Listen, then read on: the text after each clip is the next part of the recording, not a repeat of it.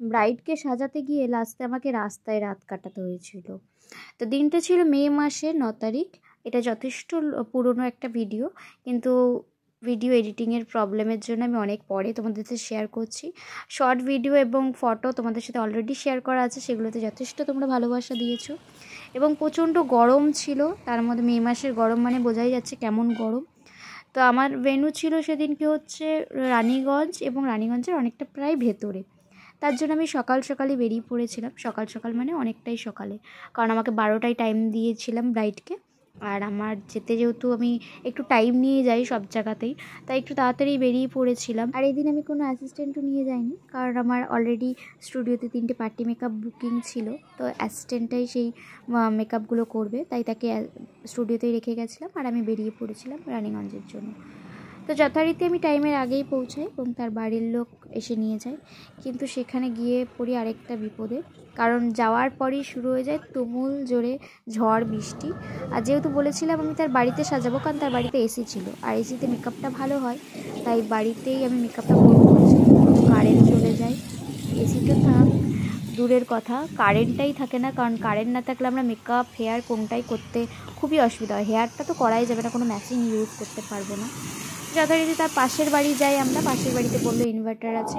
সেখানে যেতে যেতে অলরেডি আমি, ব্রাইড, আমার জিনিসপত্র সমস্তটা ভিজে যায়। আজকে কেমন লোক চাইছে সেটা বলো।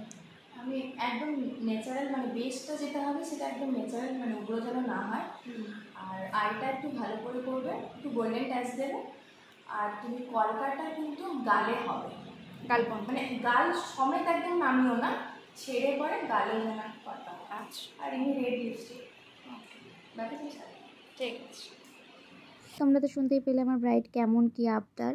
তো সমস্তটা তার আবদার অনুযায়ী করছিলাম, কিন্তু কারেন্ট আসছিল না। আমার ইনভার্টারের ইয়েতে চলছিল না আমার মেশিন, কারণ সেগুলো যথেষ্ট ভোল্টেজ চলে। তো আমার কোনো মেশিন চলছিল না। তো তারপরে ভাবতে থাকি যে কী করব, হেয়ারটা কি না করেই নর্মাল হেয়ারেই ছেড়ে দেবো। তো তখন আমরা আলোচনা করে ভাবি যে আবার তার ভেন্যুতে গিয়ে তাকে হেয়ারটা করে দেবো।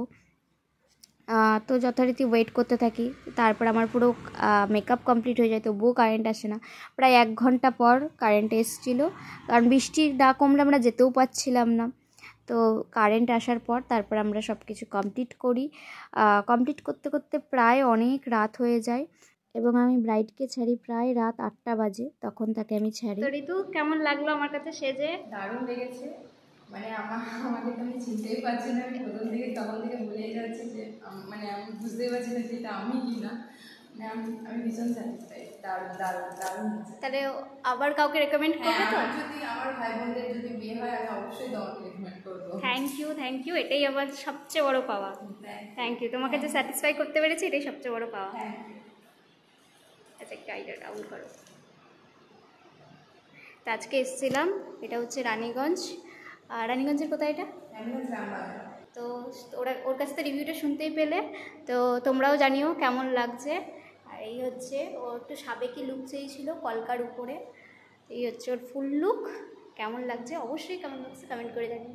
Thank you. এবারই বলেছে দিদি যত লেট হওয়ার হোক, কিন্তু আমি আমার স্পেশাল ডেতে কারেন্ট আসুক, তারপরে আমি ফুল কমপ্লিট করে তবেই তুমি আমাকে ছাড়বে। তো যথারীতি আমিও ঠিক আছে বসেই ছিলাম।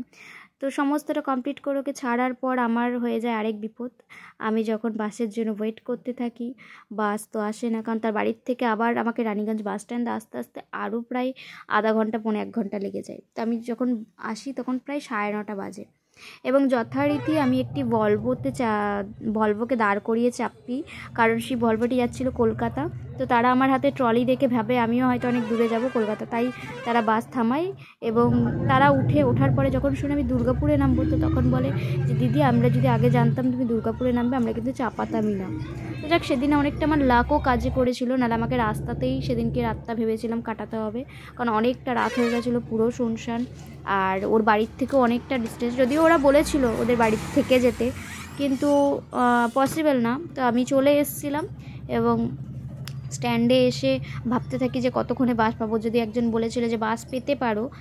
এইভাবেই মাঝে মাঝে কিছু কাজ করতে হয়। এক একটা জায়গায় এক এক রকম অ্যাডভেঞ্চার অনুভব করি। তো কিছুটা টেনশনও কাজ করছিল, তবু ভালোই কেটেছিল। আর রাইডও আমাদের খুব ভালো ছিল। তো ভিডিওটা কেমন লাগলো অবশ্যই তোমরা কমেন্ট করে জানিও। আর এরকম ছোটো ছোটো ভিডিও দেখার জন্য অবশ্যই আমাকে ফলো করে নিও। তো টাটা ফ্রেন্ডস, দেখা হচ্ছে নেক্সট ভিডিওতে খুব তাড়াতাড়ি আবার নতুন একটা ভিডিওর সাথে।